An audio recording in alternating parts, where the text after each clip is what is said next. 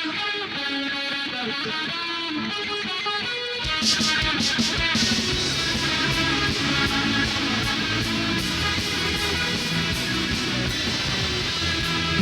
hari ke hari tak pernah terbatalkan berkatmu atas hidupku. Dari hari ke hari tiada pernah terduga kesetiaanmu berlimpah bagiku.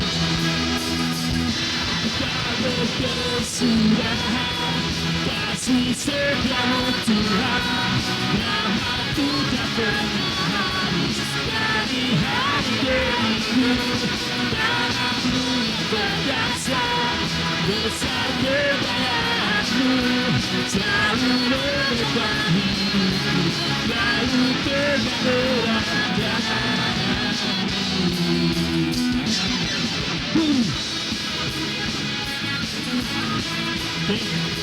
Kita nyanyikan dari awal lagi, oke? Yang semangat, oke?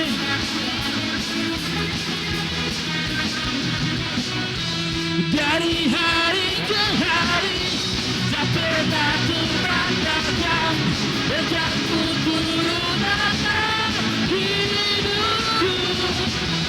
Dari hari ke hari tak pernah tertunda kesetiaan-Mu melimpahkan bagiku. Tak berkesudahan kasih setiamu Tuhan, rahmat-Mu tak pernah habis dari hari-hariku. Tangan-Mu yang berjaksa dengan kemuliaan-Mu selalu menekan hidupku, selalu memegang tangan-Mu.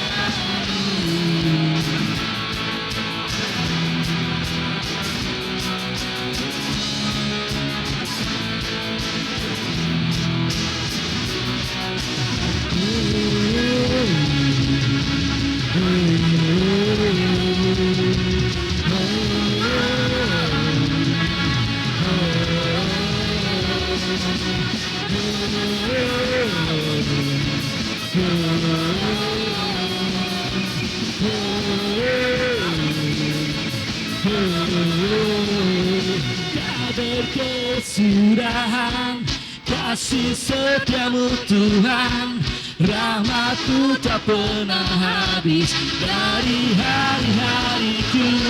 Tangan-Mu yang berkuasa besar kejayaan-Mu selalu menekan hidupku, selalu pegang erat dan tak berkesudahan kasih setiamu Tuhan, rahmat-Mu tak pernah habis dari hari-hariku. Tangan-Mu yang berjaksa besar kejayaan-Mu selalu menekan hidupku, selalu pegang erat tangan-Mu. Haleluya! Harus yang semangat ya.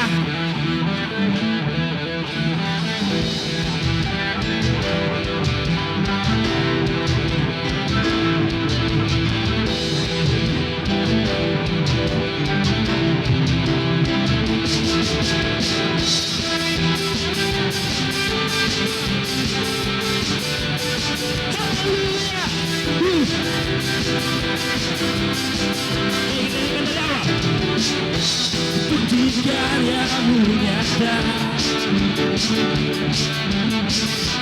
dari hari ke hari, besar cinta-Mu nyata dari generasi ke generasi. Kau angkat sakitku, Kau angkat bebanku, siapa Dia? Tuhan Yesus, sungguh baik, sangat baik, teramat baik. Tuhan Yesus,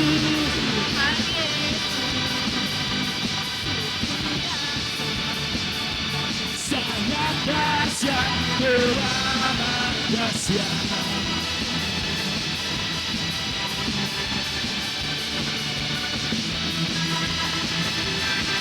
Oke, dinyanyikan lagi bersama-sama lagi, oke? Tidak yang menyatakan dari hari ke hari, besar cintamu,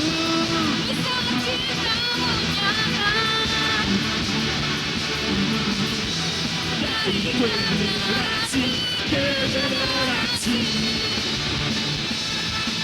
Kau angkat sakitku, kau angkat bebanku, percaya Tuhan Yesus sungguh baik, sangat baik, teramat baik. Tuhan Yesus sungguh dahsyat, sangat dahsyat, teramat. Oke, jemaat saja, oke. Tuhan Yesus, oke, nyatakan semua. Yes, Engkau baik Tuhan, baik, teramat baik. Tuhan Yesus sungguh dahsyat, sangat dahsyat, teramat dahsyat. Tuhan Yesus sungguh baik, sangat baik, teramat baik. Tuhan Yesus, Tuhan Yesus sungguh dahsyat, sangat dahsyat, teramat dahsyat, teramat dahsyat, teramat dahsyat, teramat dahsyat.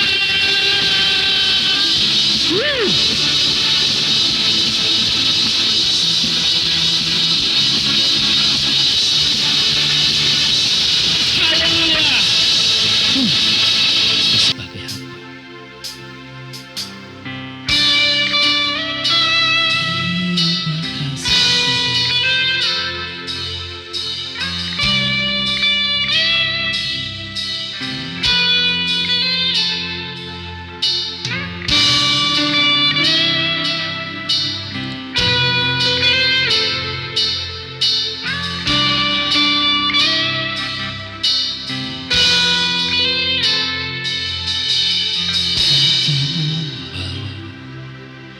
Apapun juga saat ku datang ke dunia,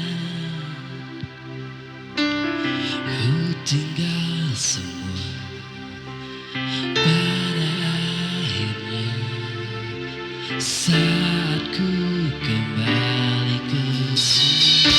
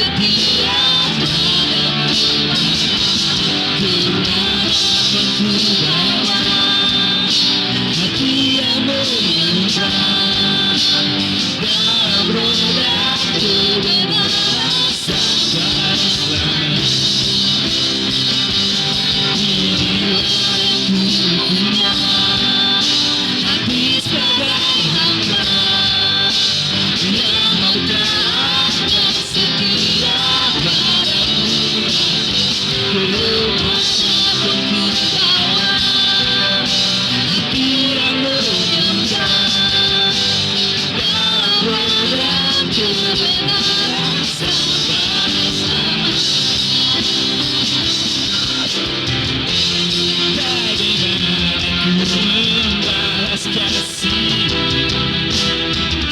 Segala yang ku punya itu milikmu, itu milikmu.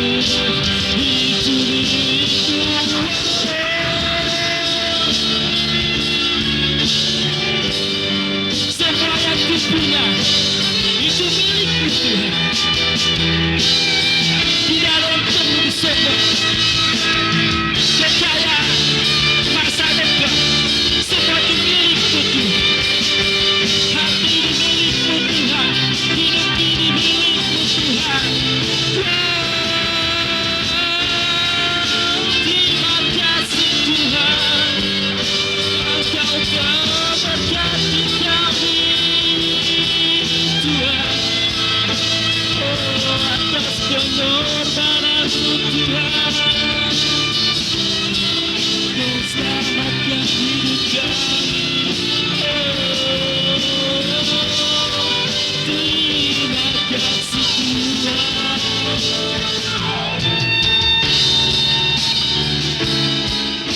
Hati yang yang bertahan dan setia padamu Bapa, Tuhanku Bapa. Hati yang menyembah dalam roda kebenaran sampai selamat. Inilah aku punya hati sebagai hamba yang taat dan setia padamu Bapa, tenang aku bawa. Hati yang menyembah dalam roda kebenaran sampai selamat. Dalam roda kebenaran sampai selamat. Dalam roda kebenaran sampai selamanya.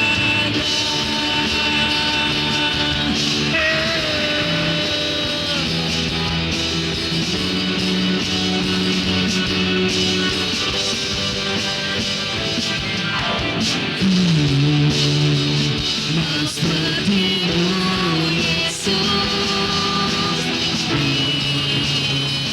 sempurnakan selalu dan segenap dalamku, memuliakan namamu.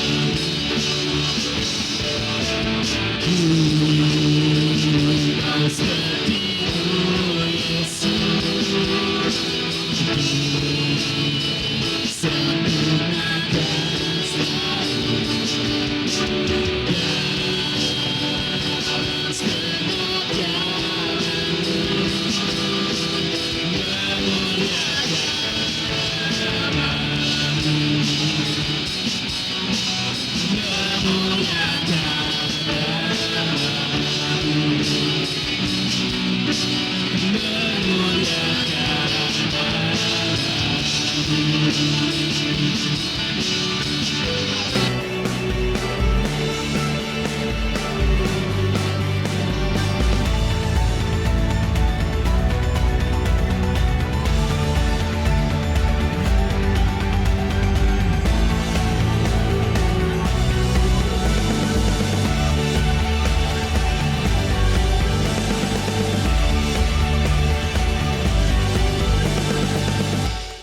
Terima kasih Tuhan, kami bersyukur.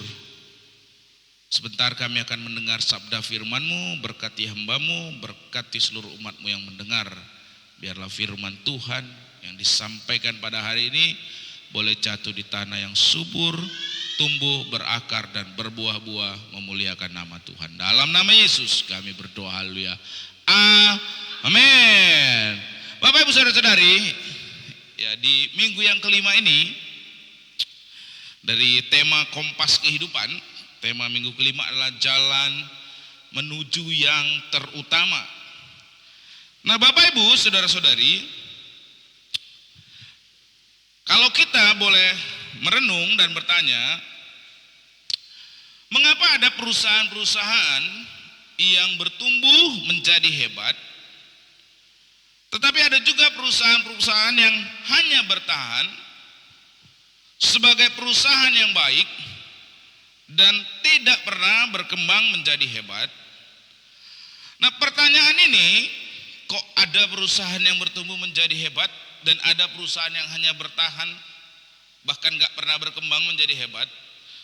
Pertanyaan ini mengusik pikiran Jim Collins yang bersangkutan seorang pakar dalam ilmu manajemen. Untuk menjawab pertanyaan ini, dia membentuk sebuah tim untuk menemukan jawaban atas pertanyaan tersebut. Dan di dalam kurun waktu, ya, selama 5 tahun penelitian ini, didapati di antara 1435 perusahaan yang baik, terdapat 11 perusahaan yang pantas dinilai sebagai perusahaan yang hebat. Nah, salah satunya itu ini ya, perusahaan yang hebat nih. Pasti saudara kenal kan? Ada yang nggak tahu di tempat ini? Ada yang nggak tahu? Ada yang nggak tahu? Tahu ya semua ini. Nah, ini adalah salah satunya adalah Gillette ya, Gillette. Nah, kalau kita tentang perusahaan ini sampai saking terkenal ya, setiap pisau yang kecil itu dibilang pisau silet ya kan. Ada pisau silet. Nah, inilah dia. Ini perusahaan namanya Gillette ya. Sampai kalau nggak saya salah ingat ada satu acara entertainment juga silet kan, untuk mengupas gitu ya. Karena dinilai sangat tajam, pisau kecil tapi tajam. Nah, dalam penelitian ini lebih jauh didapati ada 7 faktor rupanya yang menyebabkan satu perusahaan itu menjadi perusahaan yang hebat. Ada 7 faktornya. Nah, hasil penelitian ini ya kemudian dituangkan oleh Jim Collins dalam sebuah buku dengan judul Good to Great ya. Yang buku yang sangat laris, dijual lebih dari 4 juta eksemplar. Nah, di dalam buku ini Jim Collins mengemukakan bahwa yang mengakibatkan suatu perusahaan itu bertumbuh dari baik menjadi hebat itu adalah faktor kepemimpinannya. Nah, Jim Collins mengistilahkan kepemimpinannya itu, faktor kepemimpinan itu dengan level 5 leadership atau kepemimpinan tingkat 5. Kalau suatu perusahaan itu dipimpin oleh pribadi yang menghidupi level 5 leadership atau kepemimpinan tingkat 5, maka perusahaan itu akan bertumbuh dari baik menjadi hebat. Nah, apa sih itu kepemimpinan tingkat 5?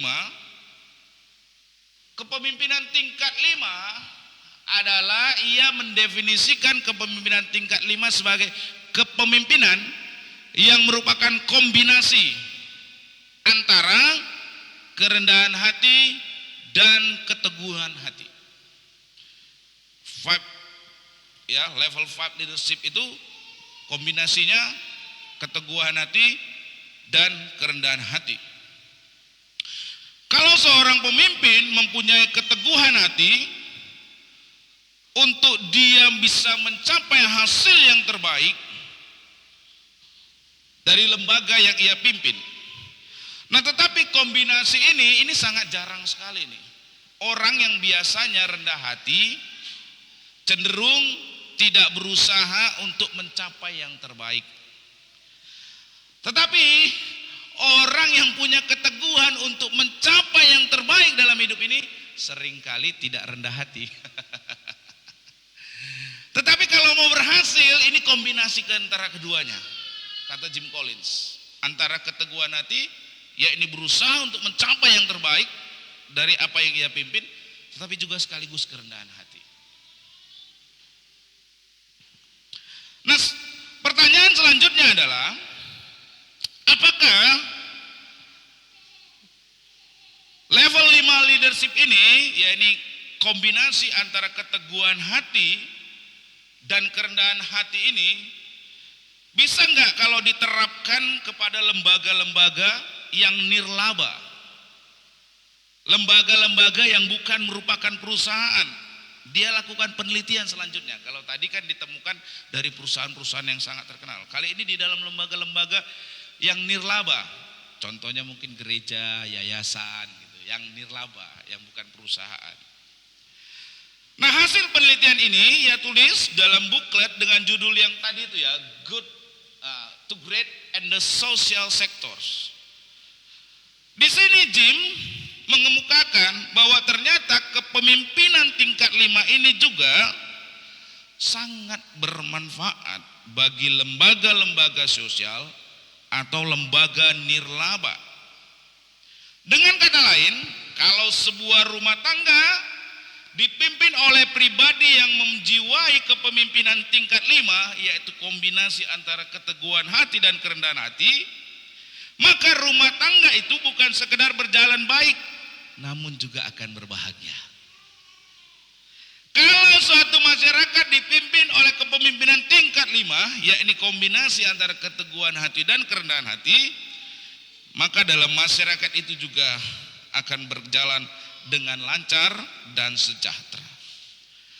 Nah, dalam kaitan ini Bapak Ibu, saudara-saudari, perlu diingat bahwa sesungguhnya kepemimpinan itu bukanlah sebatas jabatan. Namun terlebih lagi adalah suatu pengaruh. Saya ulangi sekali lagi supaya saudara nangkap ya. Kepemimpinan bukanlah sebatas suatu jabatan. Namun terlebih lagi adalah suatu pengaruh. Nah, Bapak Ibu, oleh karena itu kepemimpinan atau seorang pemimpin itu bukan sekedar orang yang menduduki jabatan tertentu dalam suatu lembaga, tetapi itu bisa semua orang. Mengapa? Karena semua orang harus membawa pengaruh yang bersifat positif terhadap lingkungannya. Bukan Pak Stephen saja pemimpin, bukan. Sekali lagi, bukan suatu jabatan. Tapi oleh karena itu demikian kita semua yang ada di tempat ini, kita seorang pemimpin. Dalam arti memberikan satu pengaruh yang positif. Anda paling tidak menjadi pemimpin daripada anak-anak Anda. Anda paling tidak menjadi pemimpin bagi diri Anda, memberikan pengaruh yang positif bagi lingkungan di sekitar. Amin. Kita semua di tempat ini adalah pemimpin, betul? Ya, karena bukan jabatan, tapi pengaruh. Memberikan pengaruh yang positif. Dari sini dapat disimpulkan bahwa kepemimpinan tingkat 5, yaitu yang diwarnai dengan kerendahan hati dan keteguhan tadi, bukan hanya diperlukan oleh orang yang menjabat sebagai suatu pemimpin, tetapi oleh semua orang. Anda adalah pemimpin, paling tidak bagi diri Anda sendiri, untuk memberikan pengaruh bagi orang lain, bagi anak Anda, bagi lingkungan sekitar. Itu yang dimaksud pemimpin, saudara. Bukan hanya sekedar suatu jabatan. Apalah artinya suatu jabatan, tapi tidak bisa memberikan pengaruh. Berarti siapapun saudara, entah saudara menduduki jabatan sebagai seorang pemimpin dalam organisasi atau tidak, kita semua perlu hidup dalam kombinasi antara kerendahan hati dan keteguhan hati. Nah, pentingnya kualitas ini juga dikemukakan oleh Tuhan Yesus kepada para muridnya ketika mereka sedang berada menuju ke kota Yerusalem, sebagaimana yang dicatat di dalam Markus 10 ayat yang ke-35 sampai dengan ayatnya yang ke-45. Di sana dikatakan di ayat 35, ya, untuk memahami latar belakangnya ini dulu kita baca dari ayat 35. Lalu Yakobus dan Yohanes, anak-anak Zebedeus, mendekati Yesus dan berkata kepadanya, "Guru, kami harap supaya engkau kiranya mengabulkan suatu permintaan kami." "Guru, kami ingin engkau melakukan apapun yang kami minta dari engkau." Nah, Bapak Ibu saudara-saudari, kalau kita membaca ayat ini, apa yang terlintas di pikiran kita? Serasa tidak asing ya kan? Ini seperti doa kita kan? Ya kan?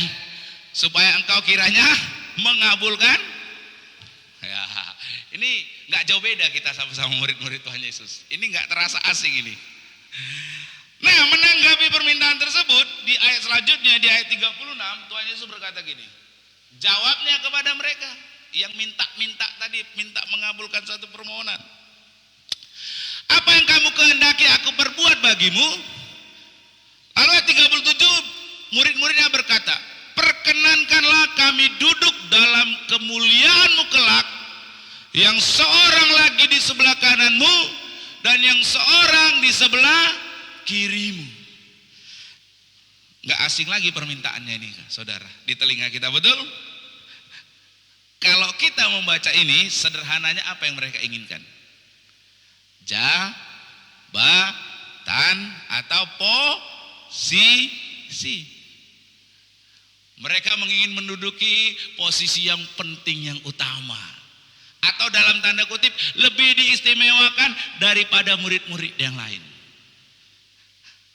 Nggak asing juga sama kita kan, seringkali kita berdoa kalau bisa saya yang lebih diistimewakan, saya posisi yang lebih baik gitu ya.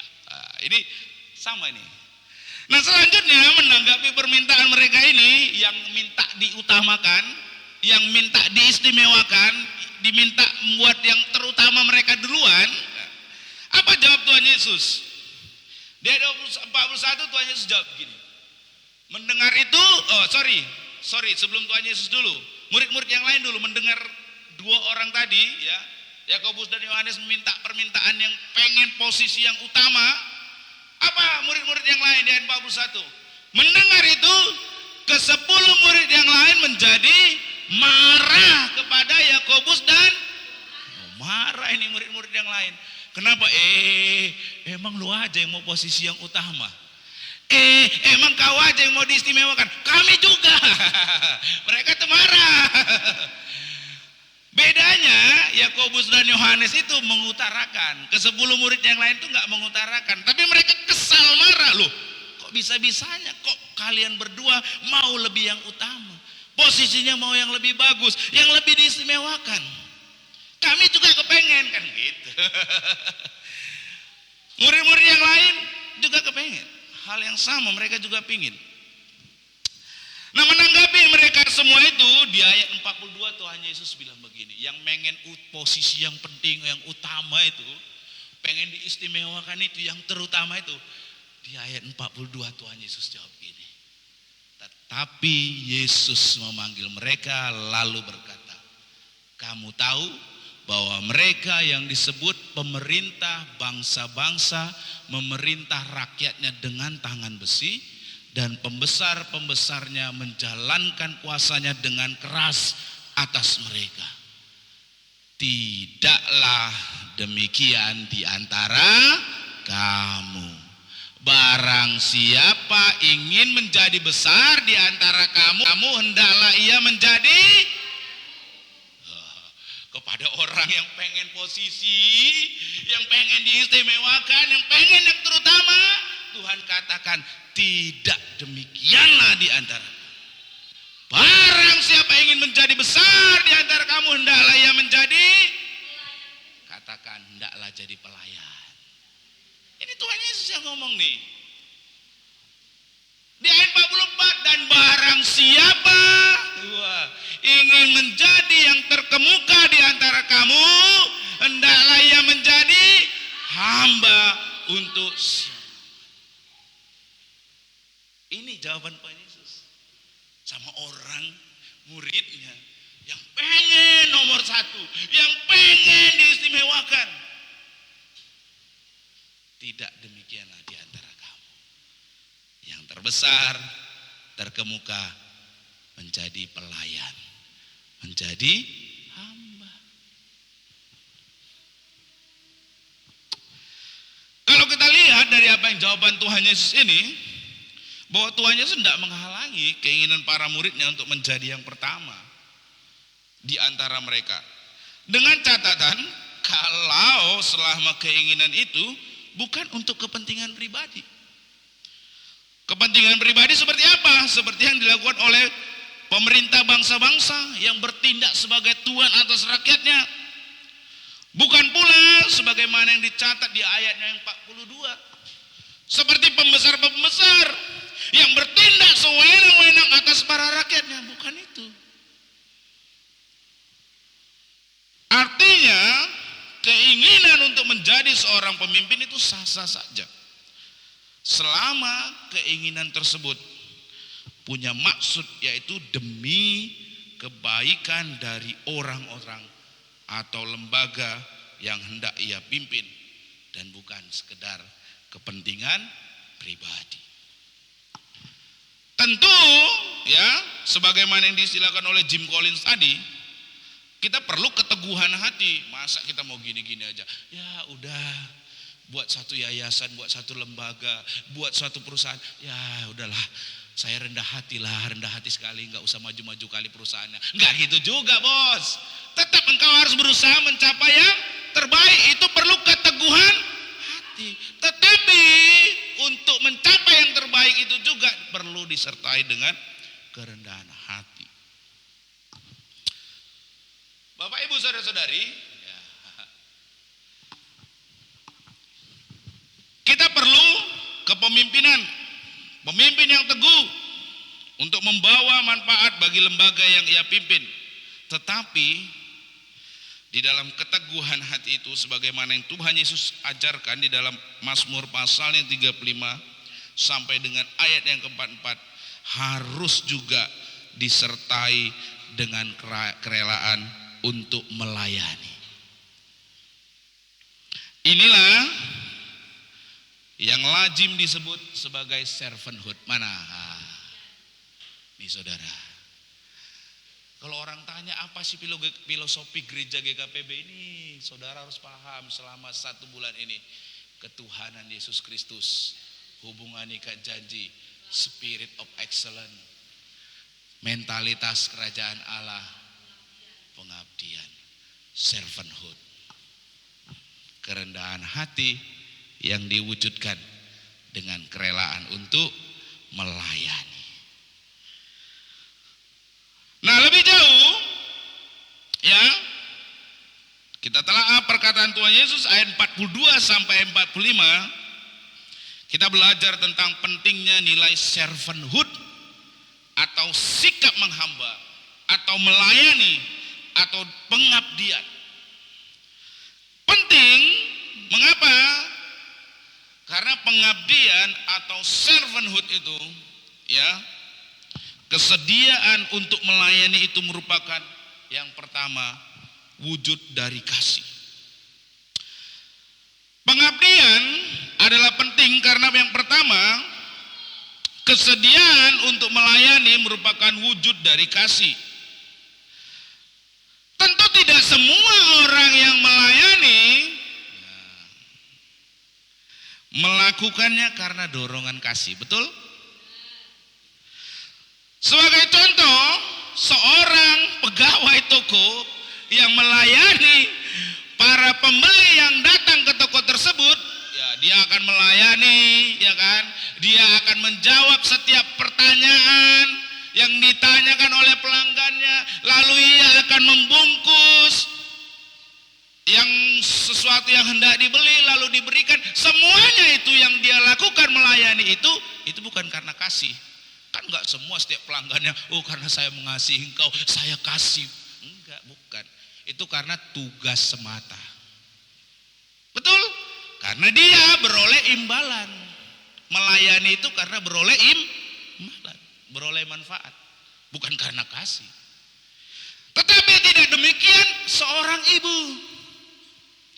Nah, seorang ibu ya tidak pernah melakukan segala sesuatu mengharapkan imbalan dari anaknya, betul? Seorang ibu ya walaupun sudah capek, lelah, kalau anaknya makan, apa yang dilakukan oleh seorang ibu? Adakah dia melayani anak tersebut atau membiarkan anak tersebut? Mengapa? Karena ia mengasihi. Beda sama pelanggan, sama pegawai toko tadi. Dia melayani bukan bukan karena kasih, tapi karena dia beroleh imbalan atau manfaat. Tapi seorang ibu, walaupun sudah lelah, walaupun sudah letih, tetapi ketika melihat anaknya membutuhkan sesuatu, pasti dia akan melayani anak tersebut. Kenapa? Karena kasih. Walaupun anak tersebut mungkin ya sudah dimasakin, masakannya dia menggerutu, nggak enak mak, nggak pernah seorang ibu berhenti melayani anak tersebut. Udahlah, kau nggak bilang makanan nggak enak, mulai dari hari sekarang nggak usah lagi kau kasih makan. Ada pernah ibu bilang gitu? Enggak. Walaupun anak tersebut mungkin sudah makan, nggak enak dia muntahkan, nggak pernah seorang ibu mengambek, nggak mau lagi melayani anak tersebut. Nggak pernah kan? Mengapa? Karena yang mengasihi anak tersebut. Walaupun udahlah dilayani, udah capek mamanya, dimasain, piringnya nggak dicuci sama anaknya. Adakah seorang ibu lalu menghambak dan bilang, udahlah, mulai besok engkau nggak anakku lagi? Enggak. Apa yang dilakukan oleh seorang ibu? Dia akan cuci piring tersebut. Betul nggak ibu-ibu ini? Betul tidak bapak ibu-ibu yang ada di tempat ini? Walaupun saudara harus mengeluarkan uang untuk ke pasar, membeli makanan, membeli baju dan lain sebagainya, adakah saudara berhenti melayani oleh karena banyaknya pengeluaran kepada anak-anak saudara? Kenapa? Iya. Ketika saudara mengasihi, saudara tidak akan pernah berhenti melayani. Betul? Karena wujud dari kasih itu ya melayani. Itulah kasih seorang ibu. Seorang ibu gak akan pernah bilang, stop, saya berhenti ya melayani engkau ya, karena engkau udah banyak ngeselin gitu, gak mau makan makananku, gak mau nyuci piring, gak mau nyuci pakaian. Gak pernah seorang ibu begitu. Betul tidak ibu-ibu di tempat ini yang punya anak? Betul? Anaknya owek-owek pun tengah malam lapar bangun, apa yang dilakukan oleh seorang ibu? Adakah dia udahlah gak usah makan, tahankan? Enggak, dia akan bangun, berupaya untuk mencari apa yang bisa dimakan tuh anaknya. Betul? Dia akan berusaha melayani anak tersebut. Kenapa? Karena kasih. Kalau pelanggan toko beda, pegawai toko dia melayani, penjual itu dia nanya-nanya, pembelinya dia nanya-nanya, ini, dia layani dengan baik, dengan ramah. Kenapa? Bukan karena kasih, tapi karena dia beroleh imbalan manfaat. Seorang ibu tidak demikian. Itulah Bapak Ibu saudara-saudari, bahwa sang ibu memiliki kasih tanpa pamrih, kasih tanpa mengharapkan imbalan apapun juga. Betul? Nah, pengabdian atau pelayanan sebagai wujud kasih seperti itulah yang Tuhan Yesus ajarkan juga kepada para muridnya, yakni dengan menempatkan dirinya sebagai teladan. Tentang ayat ini di ayat 45 Tuhan Yesus berkata begini, ini karena anak manusia juga datang bukan untuk dilayani, melainkan apa? Melainkan apa Bapak Ibu? Melainkan apa Bapak Ibu? Melayani. Anak manusia yang maha tinggi melayani, bukan untuk dilayani. Dan untuk memberikan nyawanya menjadi tebusan bagi banyak orang. Inilah wujud dari kasih itu. Pengabdian, melayani karena kasih. Tuhan Yesus teladankan. Sang anak datang ke dalam dunia bukan untuk dilayani, namun untuk melayani. Pelayanan yang Tuhan Yesus lakukan penuh dengan kasih, sampai dengan kerelaannya untuk berkorban dan menyerahkan nyawanya sebagai tebusan bagi umat manusia. Nah, dari sini kita dapat melihat Bapak Ibu, antara kasih yang dibuktikan melalui pengorbanan dan pelayanan yang Tuhan Yesus lakukan. Kasih yang ia katakan dan dicatat dalam Yohanes pasal 15 ayat 12 sampai 13, dan yang juga wajib diteladani sebagaimana bulan lalu yang sudah kita pelajari oleh setiap para pengikutnya. Amin. kita hidup, kalau kita benar-benar hidup sebagai seorang pengikut Kristus, kita wajib saling mengasihi. Amin. Seperti Tuhan Yesus telah mengasihi kita. Kasihnya apa? Bukan sekedar di mulut, saudara. Kasihnya apa? Diwujudkan di dalam kerelaan untuk saling melayani. Bukan saya mengasihi, tapi wujudnya apa? Saya mengasihi sesama pengikut Tuhan, wujudnya apa? Saya mengasihi orang tua saya, wujudnya apa? Kalau seorang mengasihi orang tuanya, wujudnya harus rela untuk melayani, harus rela untuk berkorban. Oleh karenanya kalau saudara melayani, kalau saudara mengabdi di dalam menjadi seorang yang melayani, itulah ada kasih dalam diri saudara. Jadi kasih itu terlihat wujudnya dari kerelaan untuk melayani. Orang yang melayani, orang yang mengabdi, memberikan dirinya, itulah orang yang punya kasih dalam dirinya. Amin.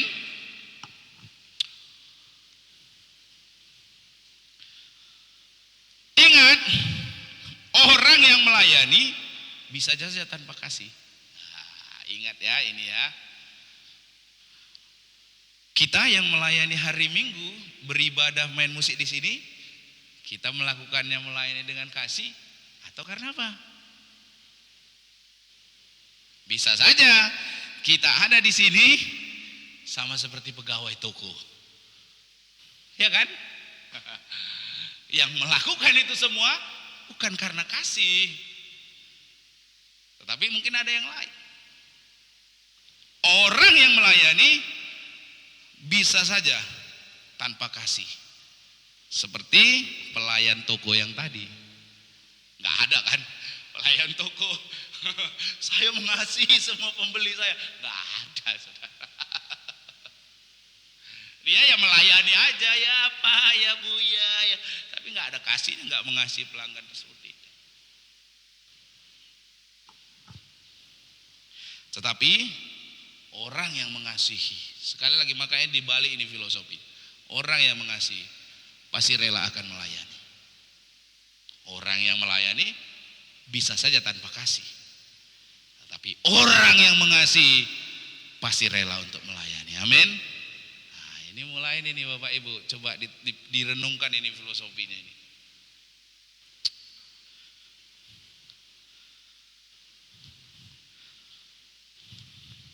Yang kedua,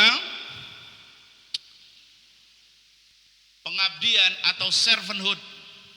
Yang pertama tadi, kalau kita rela memberikan diri kita untuk melayani.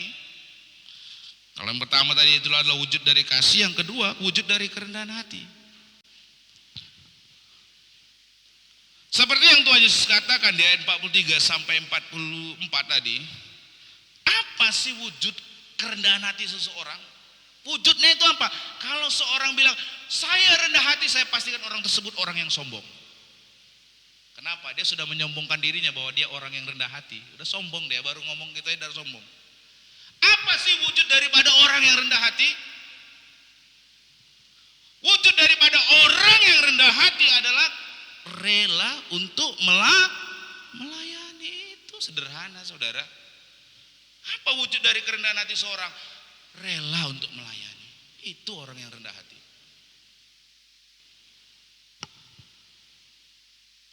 Kerendahan hati dalam bentuk kerelaan untuk melayani, inilah merupakan jalan menuju pribadi yang besar, menjadi pribadi yang terutama. Ini yang Tuhan Yesus katakan di ayat 43. Tidaklah demikian di antara kamu, barang siapa ingin menjadi besar di antara kamu, hendaklah ia menjadi pelayanmu. Dan barang siapa ingin menjadi yang terkemuka di antara kamu, hendaklah ia menjadi hambamu untuk semuanya. Nah, di sini Tuhan Yesus sedang mengajarkan tata nilai yang bersifat counter culture. Apa itu? Melawan arus. Tuhan Yesus sedang ajarkan kepada para muridnya untuk melawan arus. Oleh karena itu dikatakan di sana di ayat 43, tidaklah demikian di antara kamu. Kalau orang biasanya mau menjadi besar, apa yang dilakukan orang? Apa yang dilakukan orang kalau ingin menjadi besar? Dia akan menginjak yang lain. Tetapi Tuhan Yesus ajarkan di sini kalau orang ingin menjadi yang besar dan terutama orang tersebut harus menjadi pelayan. Orang tersebut harus menjadi hamba. Dengan kata lain, kalau kita ingin hidup secara maksimal, maka kita perlu kerelaan untuk melayani dalam kerendahan hati. Dan ini suatu jalan yang harus kita tempuh. Nah, orang memang kalau berupaya untuk mengalami kemajuan, dia umumnya seperti katak yang berenang. Kalau katak berenang, kaki depannya, ya kanan kirinya itu akan menghempaskan, ya kan? Kibas keliling. Lalu kaki belakangnya akan menendang ke belakang. Nah, orang kan gitu kan, kalau mau maju kanan kiri disingkirkan dulu, yang di belakang ditendang dulu. Nah, mirip dengan gaya katak ini, ya kan? Singkirkan sana sini supaya lebih maju. Tetapi Tuhan Yesus ajarkan di sini agar tidak bersikap demikian. Ini counter culture, berbeda sama yang dunia ini ajarkan. Kalau mau menjadi besar, mau pengen maju, ya lakukan ini itu. Ini enggak. Tuhan Yesus ajarkan kalau kau mau menjadi besar, kau mau menjadi yang terutama, jadilah pelayan, jadilah hamba. Menjadi hamba di masa itu, hamba itu adalah seperti budak atau pribadi yang menempati strata sosial yang rendah. Dengan kata lain, untuk menjadi pribadi yang besar dan menjadi yang paling utama, seorang itu menjadi pelayan atau hamba atau budak. Nah, di sini Tuhan Yesus menjadi pelayan dan menjadi budak menegaskan tentang pentingnya para pengikutnya untuk hidup dalam kerendahan hati. Saya bukan mau menyombongkan diri ya Bapak Ibu Saudara-saudari, tapi ini semacam untuk kita merenung. Saya kadang-kadang melihat sampah di bawah, saya nggak tahan, saya ambil. Ada orang yang bisa melihat sampah di situ di gereja, cuek aja dia jalan. Saya tuh nggak tahan. Oleh karenanya ketika melihat sampah itu di situ, saya tuh rela merendahkan diri saya. Padahal kalau saya mau merenungkan, setiap minggu ada yang membersihkan gereja ini, betul? Ya kan, ada Anggi ya kan, Anggi bersihkan gereja ini. Tapi di situ ketika saya mau memungut sampah itu wujud kerendahan hati saya. Itu wujud kerendahan hati kita. Kita rela menjadi pelayan. Kita rela menjadi hamba. Amin. Bisa gitu ya, kadang di toilet gitu saya temukan adalah yang bekas tisu terus campakkan di situ. Saya nggak tahan. Saya mau belajar menjadi pelayan dan menjadi hamba. Rela untuk melayani demi kepentingan kita bersama supaya nampak bersih. Saya ambil. Saya taruh di tong sampah. Itu wujud kerendahan hati. Ada banyak hal lain tentunya, bukan? Amin. Ya. Bukan yang terbesar, yang terhebat itu karena pakai jas di depan melayani. No, Tuhan Yesus bilang enggak. Yang menjadi pelayan, yang menjadi hamba, itu yang terbesar. Bagi Tuhan, yang terbesar, yang terutama bukan yang pakai jas seperti saya mungkin yang khotbah di depan, enggak. tapi yang rela melayani dan menjadi hamba. Itu yang besar dan yang terutama. Makanya saya bolak-balik dulu, dibilangin dulu. Ada satu full timer di Ciantar, Pak kok mau kali mengerjakan itu Pak? Bapak kan pendetanya, Bapak gembalanya, kok mau mengerjakan itu? Saya bilang Tuhan Yesus saja yang Tuhan, ya, yang udah maha tinggi, maha kuasa, rela menjadi manusia, hina dihina, melakukan bersama dengan para miskin, melakukan pelayanan karena kasih. Masa saya yang cuma baru pendeta aja nggak mau melakukan ini? Saya bilang begitu. Kalian Bapak Ibu saudara-saudara coba cari di mana Ibu gembala yang mau nyuci piring kayak Bu Istinop. Boro-boro saudara. Tapi itulah wujud kerendahan hati untuk melayani. Tapi kadang jemaahnya udah lebih tinggi hati daripada gembala pendetanya. Udah merasa lebih gak perlu lagi merendahkan diri. Nah itu yang celaka 12. Iya. Oleh karena itu filosofi ini gak sembarangan saudara. Kalau ini semua kita ini semua punya yang namanya kasih di dalam diri kita, yang rela untuk melayani, yang kemudian ada kasih di mana kita rela untuk merendahkan hati, oh luar biasa gereja kita. Amin, luar biasa, pasti berdampak dahsyat. Tapi seringkali kita tidak rela. Saya terus terang loh, ya, kalau saya punya ketinggian hati, boro-boro saya, mohon maaf nih, bilangnya, ngapain saya harus capek-capek melakukan ini itu? Ngapain saya harus capek-capek repot-repot datang-datangi? Ngapain saya harus, nggak usah di rumah duduk diam tenang. Toh juga saya dapat gaji. Tapi tidak demikian. Amin. Amin Bapak Ibu. Yang mengabdi, yang melayani, rela merendahkan hati. Kerendahan hatinya itu nampak dari mana? Ya melayani. Jadi orang kalau mengasihi, yang kemudian orang rendah hati, tidak ada wujudnya melayani, itu nggak ada. Orang tersebut nggak ada kasih dalamnya, orang tersebut nggak ada kerendahan hati dalam dirinya.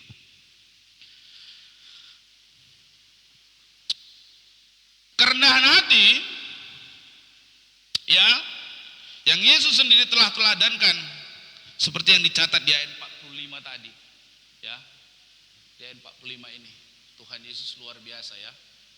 Karena anak manusia juga datang bukan untuk dilayani, melainkan untuk melayani dan untuk memberikan nyawanya menjadi tebusan bagi banyak orang. Wow, Tuhan Yesus melayani bukan untuk dilayani. Bagaimana dengan jemaat? Sukanya dilayani. Bagaimana dengan kita? Sukanya dilayani. Saya ya kadang-kadang itu nggak apa-apa, saya sindir saja mumpung ada di depan sini sekalian. Kadang-kadang kalau orang ke rumah saya itu ya, Bu Istinop itu berusaha melayani yang terbaik, kasih minuman yang enak. Tapi kalau saya seringkali berkunjung ke rumah orang, minuman pun tak ada. Kadang-kadang tak ada kerelaan untuk melayaninya. Kadang-kadang tak ada kerelaan untuk menunjukkan kasihnya. Waduh, saya kadang-kadang sedih kali gitu. Enggak apa-apa ini, mumpung ada jemaah di sini saya sindir sekalian semua. Kalau engkau mengasihi, kalau engkau rela melayani, paling tidak air minum ada. Amin. Makanya Bu Istinop itu saya suka dia. Siapapun yang datang pasti berusaha. Kenapa? Itu wujud dari kasih. Itulah wujud dari kerendahan hati, rela untuk melayani. Nah, enaknya kita maunya dilayani terus. Sukanya dilayani terus, tapi tak mau melayani. Entah karena gengsi, entah karena malas, nggak tahulah saya itu.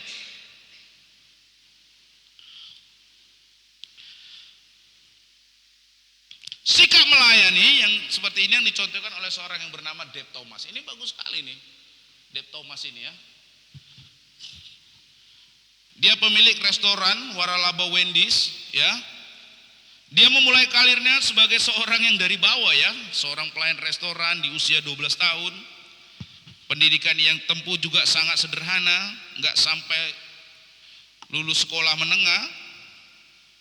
Dan ya, melalui usaha kerasnya pada tahun 1969, setelah 15 tahun kemudian, ia berhasil membuka restoran sendiri yang diberi nama Wendy's. Nah, sekarang restoran tersebut telah berkembang menjadi hampir 7.000 outlet, sehingga merupakan restoran cepat saji yang ketiga terbesar di dunia sesudah McDonald dan Burger King. Nah, salah satu sifat yang menonjol dari Dave Thomas adalah kerendahan hatinya. Sikap tersebut ia tanamkan di dalam diri seluruh pegawainya, yaitu dengan menaruh fotonya ya yang sedang membawa kain pel dan sebuah ember plastik di kantor manajer dari Wendy's. Nah, ini selalu ada ini gambarnya ini di kantor manajernya. Nah, ia menjelaskan makna gambar tersebut, yaitu dengan berkata, saya menyandang gelar MBA. Kalau MBA itu kan kalau di luar negeri gelar ya, S apa itu? D2 ya. Tetapi, S2 ya. Tetapi bukan Master of Business Administration, MBA, sebagaimana gelar-gelar itu. Namun, yang dia maksudkan dengan MBA adalah Mob Bucket Attitude. Apa itu? Yaitu sikap hati, kain pel dan ember. Dia bilang gelar saya MBA, bukan Master Business Administration, bukan Mob Bucket Attitude. Apa itu? Sikap, kain pel dan ember. Apa itu yang dimaksudkan itu? Bahwa semua orang, termasuk dirinya dan para manajer Wendy's, harus rela melayani sedemikian rupa sehingga mereka tidak enggan untuk mengepel lantai yang kotor. Luar biasa filosofi. Gereja kita, lihat sampah, jalan saja santai. Gereja kita, lihat kotoran di depan gereja, jalan santai. Lihat kursi berantakan, jalan santai. Karena gak ada mau bakat attitude, sikap untuk rela melayani.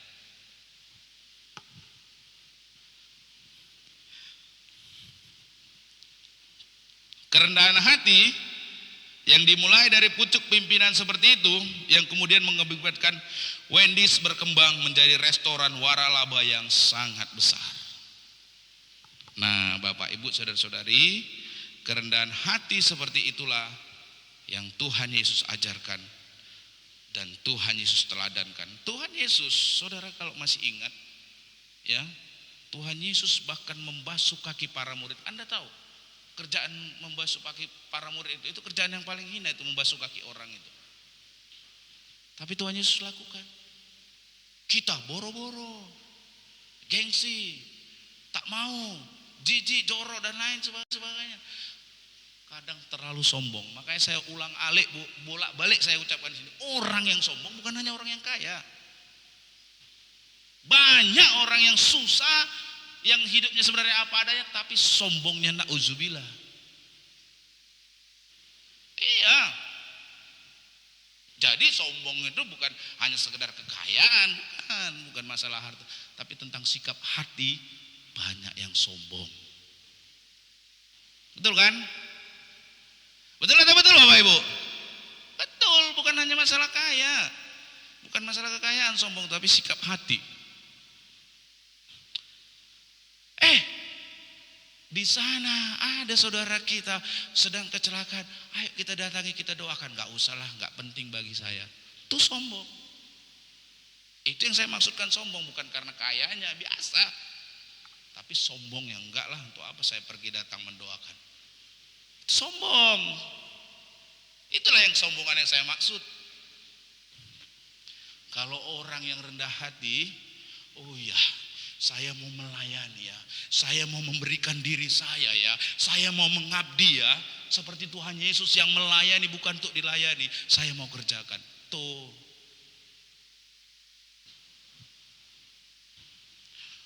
Sekalian aja ini Pak Stephen ini sambar terus sana sini.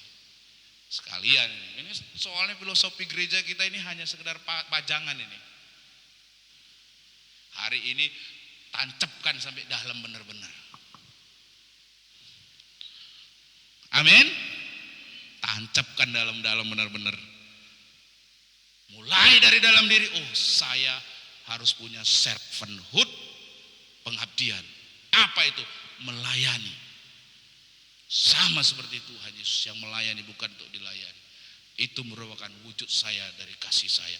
Itu merupakan wujud dari kerendahan hati saya. Itu servanthood.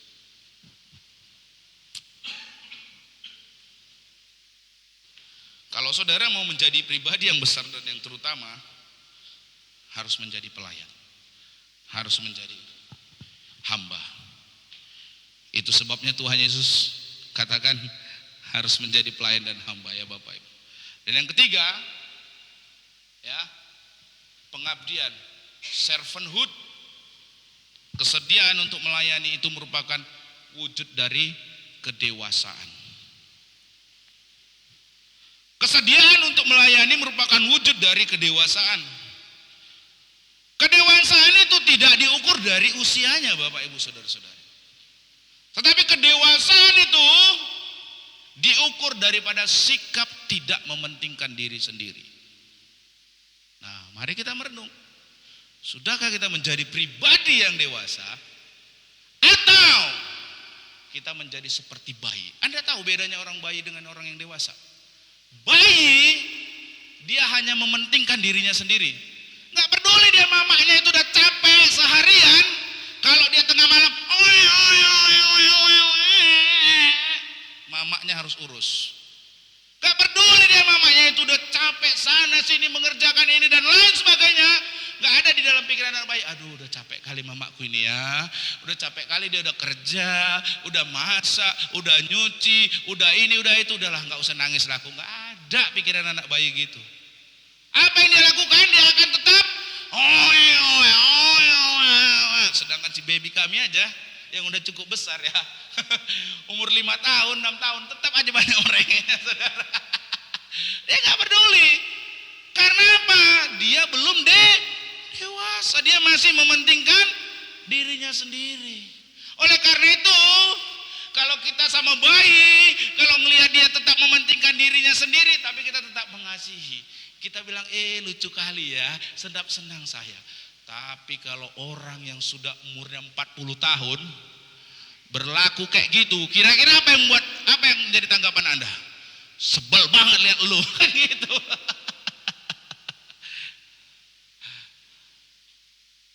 Nah, kalau ada orang yang sudah usianya 40 tahun tapi bertingkah seperti bayi yang mementingkan dirinya sendiri, lucu atau menyebalkan, saudara?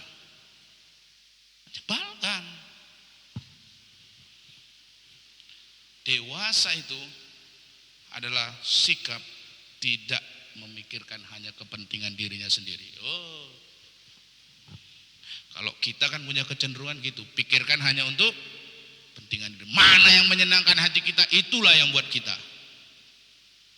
Mana yang enak untuk kita, itulah kita.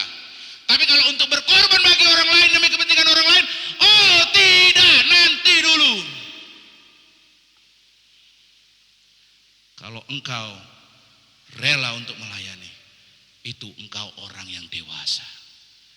Kenapa? Engkau tidak hanya memikirkan kepentingan dirimu sendiri, tetapi memikirkan kepentingan orang lain. Iya. Kalau kita hanya memikirkan diri kita, itulah bayi. Itulah bayi. Bayi tidak pernah memikirkan kepentingan ibunya, capeknya gimana, enggak. Dia hanya perlu mikirkan hanya dirinya sendiri.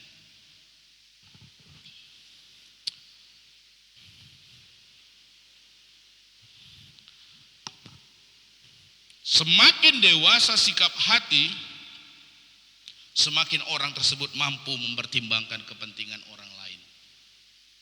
Ini yang diajarkan Tuhan Yesus di ayat 45 tadi.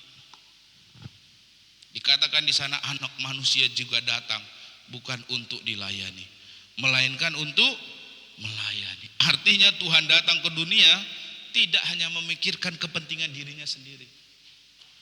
Tetapi Tuhan Yesus datang ke dunia adalah karena ia memikirkan kepentingan ataupun kebutuhan umat manusia. Kebutuhan umat manusia yaitu apa? Agar manusia terlepas dari dosa dan hukuman dosa. Untuk itulah Tuhan Yesus sebagaimana di ayat 45 tadi, ia datang ke dunia untuk memberikan nyawanya menjadi tebusan bagi banyak orang. Jadi kalau saudara menjadi seorang Kristen, saudara tidak melayani, maka Anda bukan orang Kristen. Saya katakan ini sekali. Kalau Anda menjadi orang Kristen, tetapi Anda tidak bersedia melayani, maka Anda bukan orang Kristen. Orang Kristen itu bukan hanya sekedar percaya. Oh, percaya Yesus sudah cukup. Ada banyak yang perlu engkau lakukan. Melayani. Makanya agama Kristen bukan agama yang individualis. Amin. Makanya kalau saudara sudah belajar kemarin itu di kurang lebih mungkin hubungan ikat janji ya, covenant relationship. Ketika engkau berada dalam satu jemaat terikat dalam hubungan ikat janji, kasih yang rela untuk saling melayani itulah yang membuat hubungan ikat janji ini menjadi indah. Pak, saya percaya Yesus, habis itu saya di rumah aja bertapa. Oh, mohon maaf, kekristenan bukan begitu. Itu agama yang lain. Kalau mau bertapa aja saudara cukup percaya bertapa. Enggak. Amin. Menjadi orang Kristen Anda harus melayani.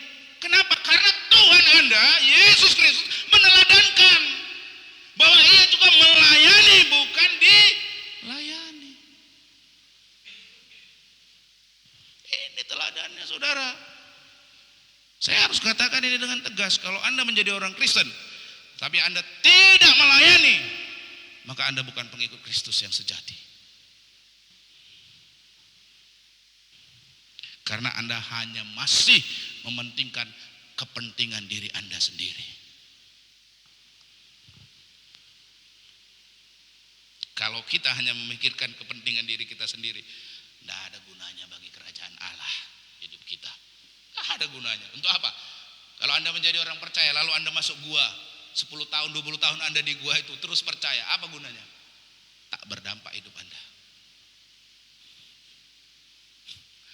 Anda dipanggil, ditebus menjadi pengikut Kristus untuk saling melayani.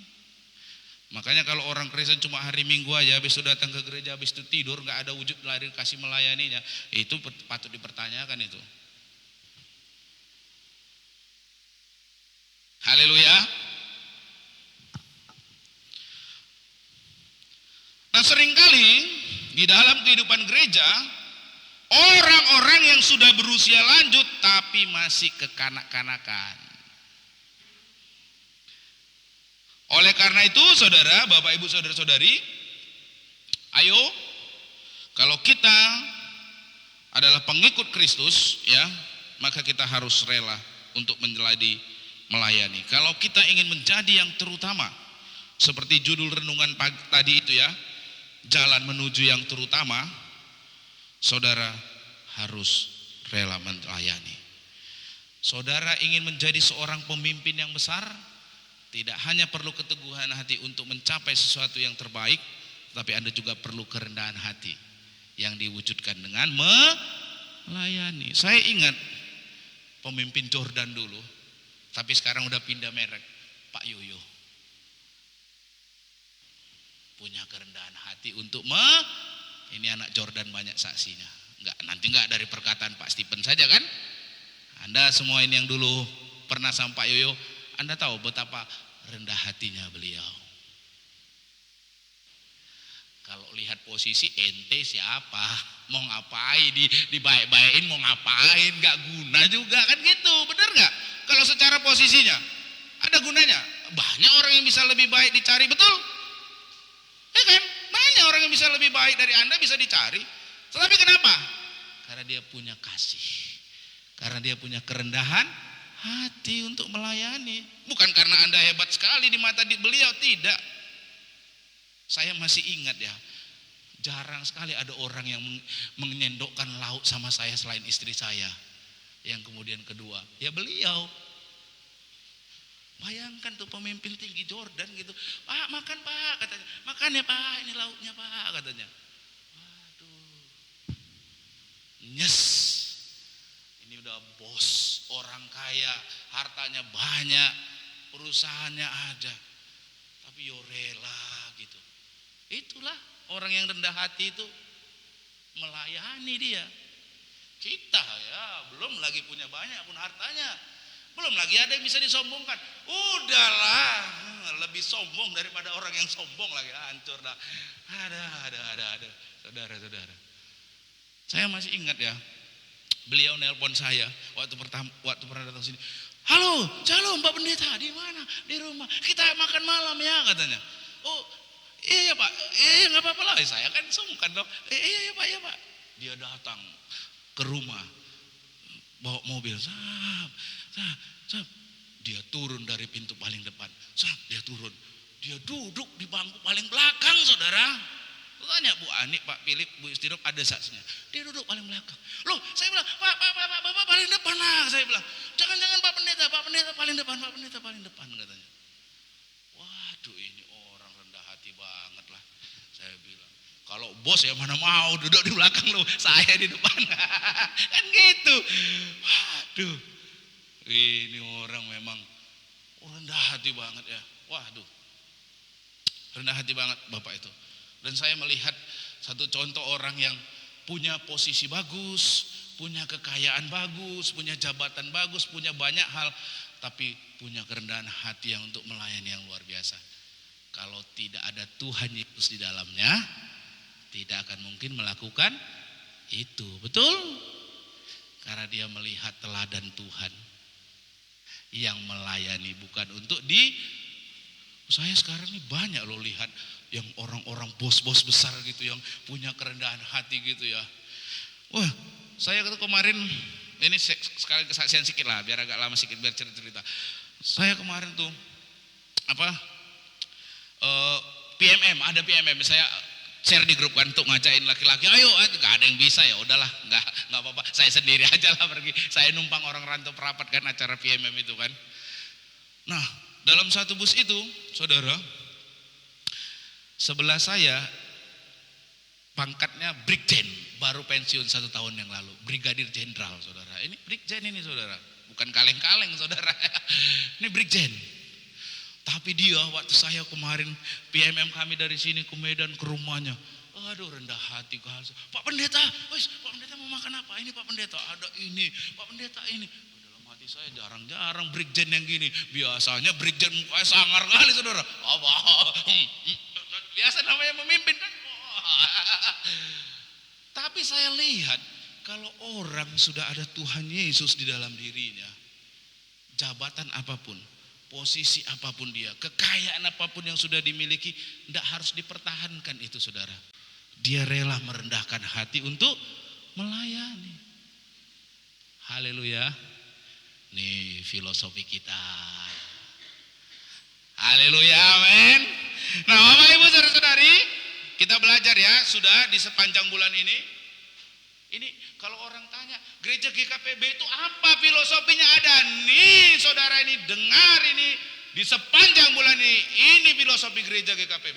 Apa filosofinya? Yang pertama, ketuhanan Yesus Kristus, bahwa engkau sebagai pengikut Kristus mengutamakan Tuhan lebih daripada yang lain. Engkau hidup dengan mengutamakan Tuhan. Apa itu? Bahkan sampai rela mengorbankan, bayar harga. Aduh, sakit kali pinggangku, tapi aku mau mengutamakan Tuhan. Tetap aku datang ke gereja. Itu saudara bayar harga. Itulah the Lordship of Jesus Christ. Artinya saudara benar-benar menuhankan Yesus, mengutamakan Yesus. Jangan baru sakit pinggang sikit aja, udahlah nggak usah ke gereja lagi. Anda sudah mengutamakan penyakit Anda. Amin. Yang kedua, saudara, hubungan ikat janji. Apa itu? Covenant relationship. Kita semua yang ada di sini terikat dalam satu ikatan janji. Amin. Yang dimana di dalamnya itu ada kasih seperti Yesus. Amin. Ini luar biasa loh covenant relationship ini. Kalau seluruh jemaat di tempat ini memegang filosofi ini, gak akan dia mau keluar dari gereja GKVB. Kenapa? Karena dia sama seperti, saudara tahu gak pernikahan?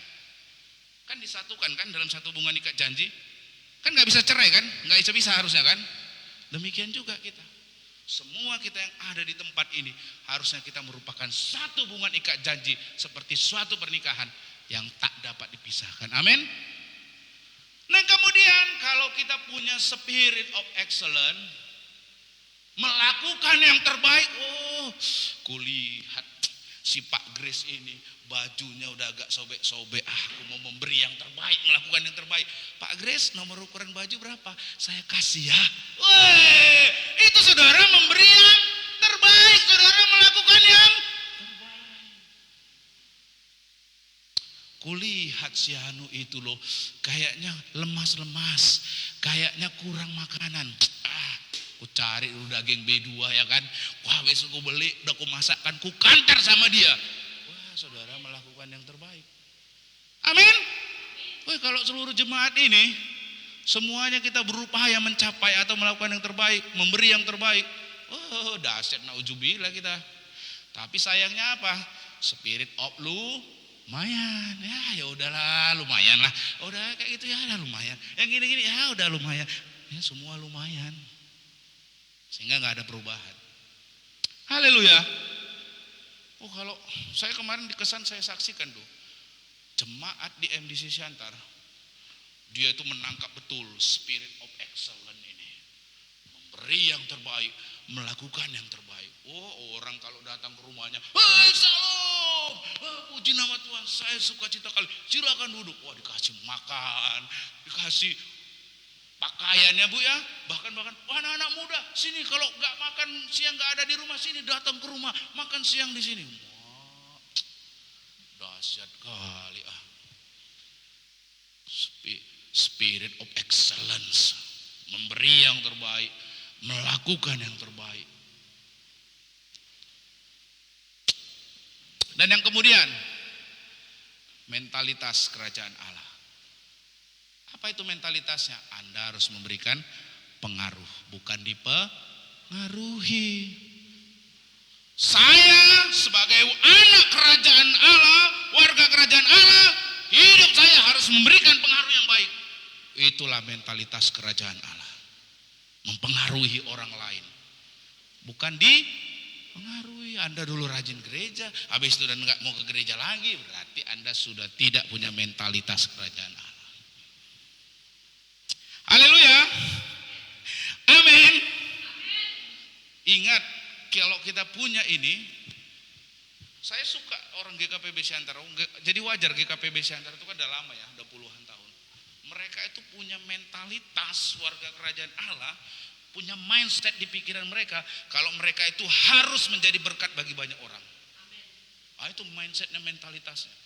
Mereka harus menjadi berkat bagi banyak orang. Mereka harus bisa memberikan banyak pengaruh yang positif bagi banyak orang. Sehingga kalau diajak pelayanan mau kemanapun, jemaatnya semangat sekali. MDC Tebing, diajak doa, udah letoy. Diajak kesan, udah malas. Diajak untuk kunjungan, capek. Tidak punya mentalitas kerajaan Allah. Bahwa hidup saya, mindsetnya ini memberikan pengaruh yang positif. Hidup saya itu harus berguna bagi orang lain. Itu mentalitas kerajaan Allah.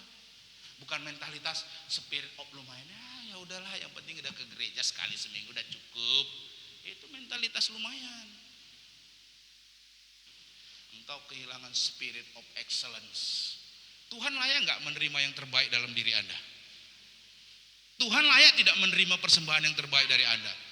Kalau Anda bisa memberikan yang terbaik, kenapa harus memberikan yang lumayan? Amin.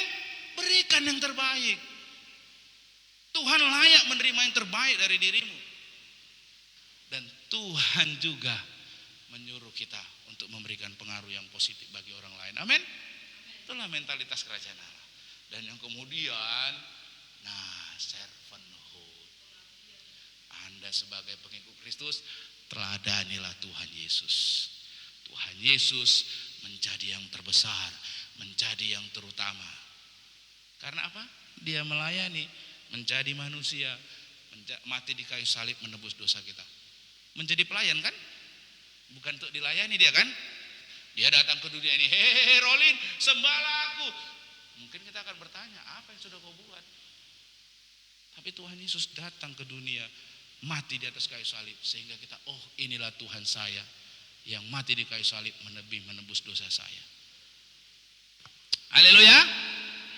Ini kalau filosofinya ini semua ditanam, dilakukan di gereja kita, oh dahsyat kali dampaknya. Anak-anak mau memberikan yang terbaik. Anak-anak punya mentalitas kerajaan Allah. Anak-anak punya spirit of pengabdian. Itu servanthood, mau melayani, rendah hati. Gimana lah dampaknya. Tapi kalau kita udah hidup dengan spirit of lumayan, spirit cuek, tidak mengutamakan Tuhan, tidak peduli bahwa kita ini adalah suatu hubungan ikat janji seperti suatu pernikahan, tidak berupaya melakukan yang terbaik, punya mentalitas mau malas-malasan, tidak punya jiwa pengabdian untuk melayani, ya gini-ginilah terus GKPB Tebing Tinggi. Amin. Tanamkan nilai filosofi ini, saudara. Di tempat kerja, saya mau memberi yang terbaik. Di tempat kerja, saya mau melakukan yang terbaik. Kepada Tuhan, saya mau memberi persembahan yang terbaik. Ada amin? Nggak ada suaranya. Ada amin? Ada amin? Oh, kalau saya bisa memberikan yang terbaik kepada Tuhan, kenapa saya harus lumayan? Saya bukan sombong, tapi saya hanya mau kesaksian. Anda tahu sampai dengan detik ini Bu Istino tanya, kalau nggak percaya telepon orang Medan, saya tidak menerima gaji hampir 2 bulan. Saya tidak sombong, tidak menerima gaji hampir 2 bulan sampai dengan Juni ini. Tapi adakah saya tidak membayar persepuluhan? Tapi adakah saya tidak membayar iuran ruko? Tapi adakah saya tidak memberikan persembahan umum? Tidak, saudara. Saya tetap berusaha memberi yang terbaik. Amin. Jangan Anda pikir Pak Stephen enak terus. Ya karena saya nggak mau cerita. Tapi saya ini perlu kesaksian karena ini berkaitan dengan filosofi kita. Untuk melayani, memberi yang terbaik. Bu Justinop, sekali lagi saya bukan mau menyombongkan diri, tapi saya hanya ingin mengajarkan, meneladankan tentang pentingnya memberi yang terbaik. Saya bukan sombong. Ini tanya Bu Justinop, tanya Bu Ani. Saya memang setiap hari Minggu kami tidak memberikan persembahan seperti di kantong persembahan begini. Tapi setiap hari Minggu Bu Justinop selalu transfer ke Bu Ani. Tanya Bu Ani kalau nggak percaya. Ini penghitung persembahan kan tahu kan? Setiap minggu berapa persembahan? Cocok nggak jumlahnya dengan laporan keuangan? Beda kan? Yang dihitung di sini berapa, tapi kemudian yang dari Bu Justinop ditransfer melalui Bu Ani berapa? Jadinya aja berapa? Saya bukan mau menyombongkan diri, enggak saudara. Tetapi itu untuk meneladankan. Di tengah kekurangan, kalau kita berani memberi, itulah bayar harga, itulah mengutamakan Tuhan. Engkau pasti tidak akan pernah dibiarkan Tuhan. Amin. Itu bayar harga, saudara. Jadi saudara, mohon maaf nih, saya bukan mau pamer. Kalau saya setiap hari Minggu tidak pernah memberikan persembahan, bukan saya nggak memberikan persembahan. Kami setiap minggu memberikan persembahan. Berapa nominalnya Anda bisa lihat sendiri di laporan keuangan dan tanya Bu Ani. Bayangkan, saudara. Saya tidak mau menyombongkan diri, tapi saya itu memberitahu kepada saudara. Kita perlu memberi yang terbaik. Kalau engkau masih mampu kasih persepuluhan, kasih persepuluhan. Apakah Pak Stephen berlebih ngasih persepuluhan? Tidak, sudah hampir 2 bulan saya nggak digaji. Anda bisa tanya MDC Medan.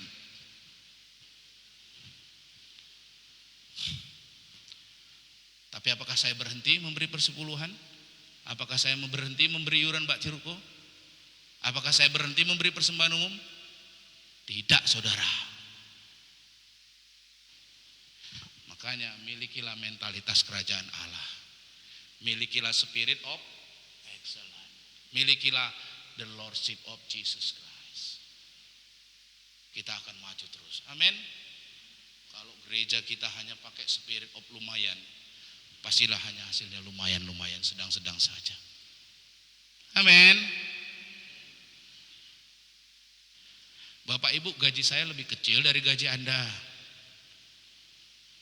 7 tahun saya di sini nggak pernah nambah sepeser pun. Gaji Anda nambah kan? Gaji Anda bertambah besar kan? Tapi saya tidak pernah berubah persembahan saya sama Bu Istidop. Gaji saya yang sama. Kenapa? Karena Tuhan pelihara. Bukan dengan gajinya saja, tapi dengan cara yang lain. Wah, Pak Stephen, ya ini mumpung bahas spirit of excellence, filosofi gereja kita ini, supaya saudara nangkap. Ternyata filosofinya luar biasa. Amin. Di tebing tinggi tidak pernah saya beli HP, semuanya merek Casio.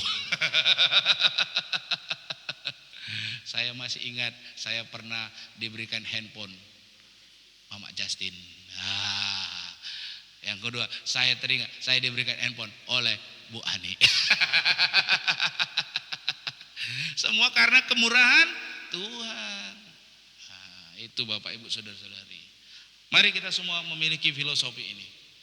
Apa itu GKPB? Saudara ingat ketuhanan Yesus, hubungan ikat janji, spirit of excellence, mentalitas kerajaan Allah, dan servanthood, pengabdian.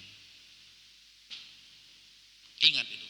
Oh, saya ini adalah pengikut Kristus, saya harus rela melayani. Saya harus mengabdikan diri saya untuk melayani. Amin.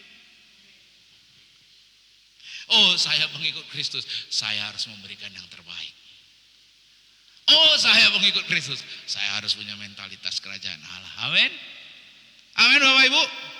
Jadi saudara nggak bertanya-tanya lagi, apa ya GKPB? Apa nilai-nilainya? Oh ini. Inilah yang dimaksud itu. Oh ini 5. Nah, ya, saudara harus ingat ini. The Lordship of Jesus Christ, covenant relationship. Kalau kita ini ada di dalam sini, wah kita nggak akan lagi menganggap yang lain ini bukan orang dari kita. Ini kita semua sama nih, hubungan dalam satu ikat janji. Yang kemudian ada spirit of excellence, melakukan yang terbaik, memberi yang terbaik. Kingdom of mentality, mentalitas kerajaan Allah. Hidup saya harus memberikan pengaruh, bukan dipengaruhi. Hidup saya punya mindset, hidup harus menjadi berkat. Itu mentalitas. Bukan mentalitas kasihanilah saya, mentalitas berilah saya. Bukan gitu mentalitas kerajaan Allah. Amin. Yang terakhir ini tadi, servanthood. Tuhan Yesus yang maha tinggi, raja, penguasa, melayani, menjadi manusia. Kita, apalagi yang menjadi pengikutnya, harus rela rela melayani apa? Kalau engkau punya kendaraan, ada orang-orang yang kesusahan untuk datang ke gereja, dijemput. Itu melayani tidak? Melayani. Dilihat, oh kasihan kali dia, kurang kayaknya bagus sendalnya. Besok kubelikanlah dia sendal. Berkorban. Amin. Oh banyak. Ini kalau spirit ini ada dalam diri kita, ini dahsyat nih saudara. Semua gereja kita. Tapi kalau spirit kita cuek, yang penting datang ke gereja hari Minggu, habis itu tidur di rumah, ya nggak jalan ini. Nggak ada. Nggak akan memberikan dampak pengaruh apapun, nggak akan. Tapi kalau kita semua bisa menghidupi 5 filosofi ini, filosofi gereja kita. Wow, powerful sekali ini. Mau memberi yang terbaik? Mau memberi yang terbaik? Mau punya mentalitas kerajaan Allah? Mau mengabdikan diri Anda? Mau mengabdikan diri Anda kepada Tuhan dengan melayani? Amin. Mari kita tundukkan kepala, kita bersatu dalam doa. Terima kasih Tuhan. Kami bersyukur di sepanjang bulan ini kami belajar nilai filosofi dari GKPB yang sangat tercermin dari apa yang disampaikan dalam Alkitab. Kami belajar pentingnya mengutamakan Tuhan. Kami mau berkomitmen bayar harga ya Tuhan. Yang kemudian kami mau Tuhan terikat dalam satu hubungan ikat janji satu dengan yang lain. Bahwa kami adalah saudara-saudara seiman. Satu dalam ikatan tidak terpisahkan. Dan kami tidak akan mau keluar dari gereja kami. Karena kami adalah jemaat yang covenant. Terikat dalam satu perjanjian. Kami juga rindu untuk memiliki spirit of excellence. Berusaha mencapai yang terbaik. Melakukan yang terbaik. Seperti Daniel memiliki roh yang luar biasa.